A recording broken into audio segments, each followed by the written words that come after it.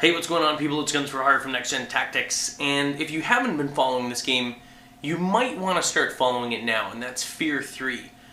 Now, I used to play games like this. I used to play Resident Evil, and I used to play Silent Hill, and I loved them. I love the fear in it. I love the horror aspects, and especially when you're playing alone and it's at night, and you really get into it. I mean, don't just rush through it, but try and get into it like a movie. It can really freak you out and you have a lot of fun. That's the whole point of these types of games.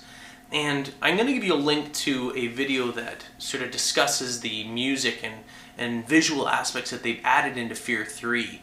And it talks about them, it shows them, and I think they've done a brilliant job of making, you know, what Resident Evil used to be and Silent Hill used to bring as well. And I think it's a great amalgamation with a first-person shooter and bringing those aspects in there. And of course, you know, there's a lot of horror-type games out there, but this is sort of bringing that sort of first-person shooter-type experience and amalgamating it with a horror film-type experience.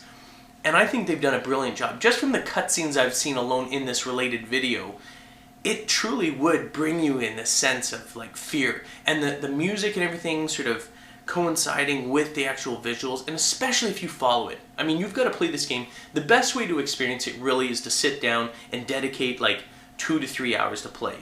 Because when you're playing for 2 to 3 hours and you zone out everything else, that's when you get into the game. You know what I mean? Play at night, turn the lights out, and friggin' play this game and just friggin' zone in.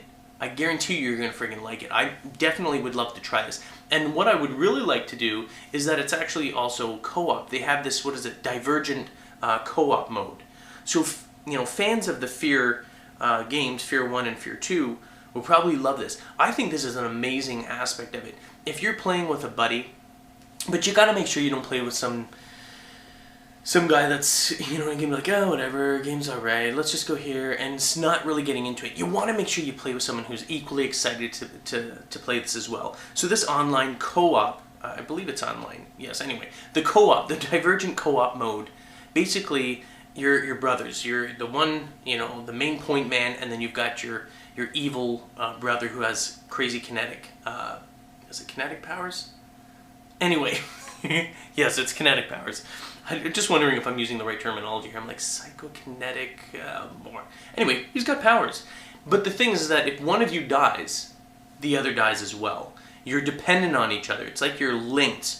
And I think that's what they mean by this divergent, this co-op divergent. But it's cool.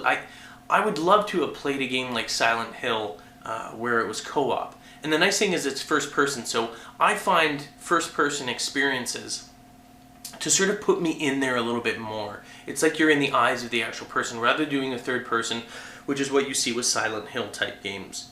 So, and believe me, I'm a huge fan of Silent Hill as well. But I think you know, they've almost gone too far with the Resident Evil games. I'm not knocking them at all. I'm not saying they're bad, but I mean, we've already come to learn to expect them, and I think they've almost, you know, it's just like boom, here's a whole bunch of ghouls. There they are. Go get them.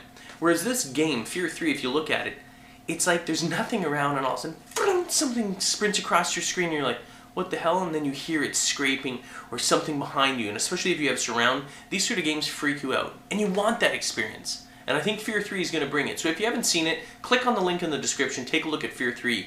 But I think if you've got a buddy that you know, you're looking to play a game that's going to be fun and really get into it and have some good, you know, moments where you kind of go, holy crap, and spill your water, your pop, or your beer, or your whiskey, or your margarita with a little umbrella on it, all over your place, then this is the game you're going to want to play. I think I would like to play it, and I'll have to see if Spider-Bite or Meatwagon or Bentley are going to want to play this with me, but I'd like to do this and do a playthrough, and then you can watch me fail again and go, Guns, man, you gotta friggin' read the instructions. I don't want to.